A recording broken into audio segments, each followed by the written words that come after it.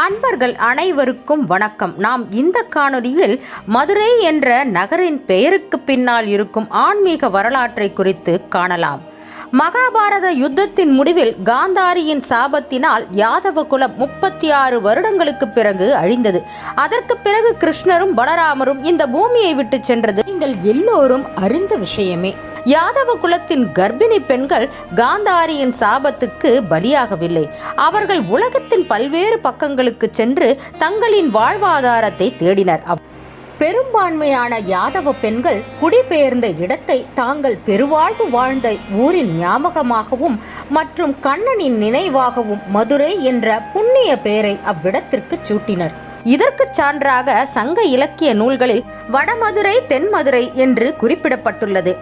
7ஆம் நூற்றாண்டில் வாழ்ந்த ஆண்டாள் மாயனை மண்ணு வடமதுரை மைந்தனை தூய பெருநீர் யமுனை துறைவனை ஆயர் குலத்தினில் தோன்றும் அணி விளக்கை தாயை குடல் விளக்கம் செய்த தாமோதரனை தூயோமாய் வந்து நாம் தூமலர் தூவி தொழுது வாயினால் பாடி மனத்தினால் சிந்திக்க போய பிழையும் புகு தருவான் நின்றனவும் தீயினில் தூசாகும் செப்பு ஏலோர் எம்பாவாய் திருப்பாவையில் வடமதுரையை குறித்து பாடியுள்ளார். இதன் விளக்கம் மாயச் செயலுடைய கண்ணன் வடமதுரையில் பிறந்த திருக்குமாரனை தூய யமுனை நதிக்கரையில் வசிப்பவனை இடையர் குலத்தில் விளக்கை போல் அவதரித்து யசோதைக்கு பெருமை தேடி கொடுத்த தாமோதரனை பரிசுத்தத்துடன் அணுகி மலர்களை தூவி வணங்கி வாயார பாடி நெஞ்சார தியானிப்போம்.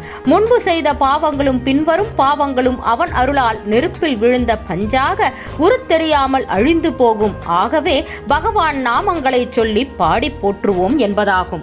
கிமு 2ஆம் நூற்றாண்டில் வாழ்ந்த சங்ககால புலவர்களில் ஒருவரான நல்கூர் வேள்வியார் திருவள்ளுவ மாலையில் 21ஆம் பாடலில் வடமதுரையை குறித்து விளக்கி பாடியுள்ளார். அப்பாடலின் விளக்க உரை யாதெனில், வடமதுரைக்கு கண்ணனை நிலைக்களமாக கூறுவர், வைகை மதுரையான தென்மதுரைக்கு திருவள்ளுவர் நிலைக்களமாவார் என்பதாகும். இதுவே மதுரை என்ற ஊரின் பெயருக்கு பின்னால் இருக்கும் ஆன்மீக வரலாறு ஆகும். இந்த வீடியோ குறித்து ஏதேனும் கருத்துக்கள் இருந்தால் கமெண்ட் செக்ஷனில் மென்ஷன் பண்ணுங்க. எங்கள் சேனலை ஃபர்ஸ்ட்டாக பார்க்குறவங்க யாராவது இருந்தால் சப்ஸ்கிரைப் பண்ணிக்கோங்க. அதோட கூட பெல் ஐக்கனையும் மறக்காமல் கிளிக் பண்ணுங்க. அடுத்த ஒரு திவ்ய வரலாற்றில் உங்களை சந்திக்க விரும்புகிறேன். அதுவரை உங்களிடமிருந்து விடைபெறுகிறேன். நன்றி, வணக்கம்.